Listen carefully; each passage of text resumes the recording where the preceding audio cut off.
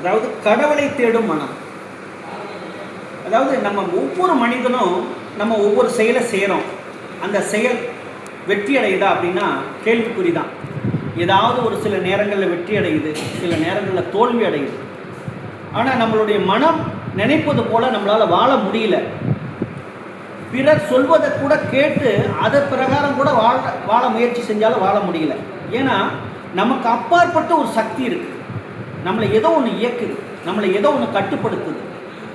நாம் நம்மளுடைய ஒவ்வொரு செயலும் ஏதோ இந்த பிரபஞ்சம் கவனித்து கொண்டிருக்கிறது. நம்மளுடைய ஒவ்வொரு எண்ணங்களும் ஒரு செயலாக மாறும்போது, ஒரு சொல்லாக மாறும்போது ஏதோ நமக்குள்ள ஒரு மிகப்பெரிய ஒரு பாதிப்பை ஏற்படுத்துது. நம்மளுடைய ஆள் மனசுக்குள்ள எல்லாருக்குள்ளேயும் அந்த இறைத்தன்மை இருக்குது. ஆனால் வெளி மனசில் நமக்கு என்ன தோணுது, நம்மளுடைய தேவை தான் நம்ம கண்ணுக்கு முன்னாடி இருக்குது. அதனால சில நேரங்களில் என்ன செய்கிறோம், நம்மளை அறியாமல் தெரிஞ்சும் தெரியாமலோ ஏதோ ஒரு வகையில் தவறு செய்யக்கூடிய சூழல் வருது. ஏன்னா நம்ம உண்ணக்கூடிய உணவு எல்லாமே உயிர்கள் தான்.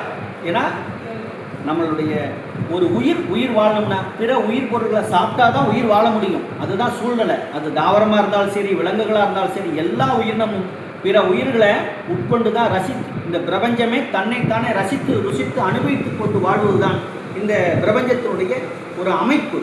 அதுதான் அந்த உயிரினுடைய பதிவு, அதுதான் மனதனுடைய பதிவு, அதுதான் ஆசையினுடைய எண்ணங்கள். இப்போ இது எல்லாம் ஒழுங்குபடுத்தி வாழ முடியுமா? 100% எல்லா மனிதர்களும் தன்னை மேன்மைப்படுத்த முடியுதா அப்படின்னா கேள்விக்குறி தான். இவ்வளோ பெரிய மகான்களாக இருந்தாலும் அவர்களும் தடுமாறி கொண்டு தான் இருக்கிறார்கள். இறப்பு முதல் இறப்பு வரை ஒவ்வொரு மனிதனும் நமக்கு அப்பாற்பட்டு இருக்கக்கூடிய சக்தியை தேடிக்கொண்டு தான் இருக்கிறார்கள். அதாவது கடவுளை தேடும் மனம். கடவுளை தேடும் மனமே நம் கவலை ஒழித்திடுமா?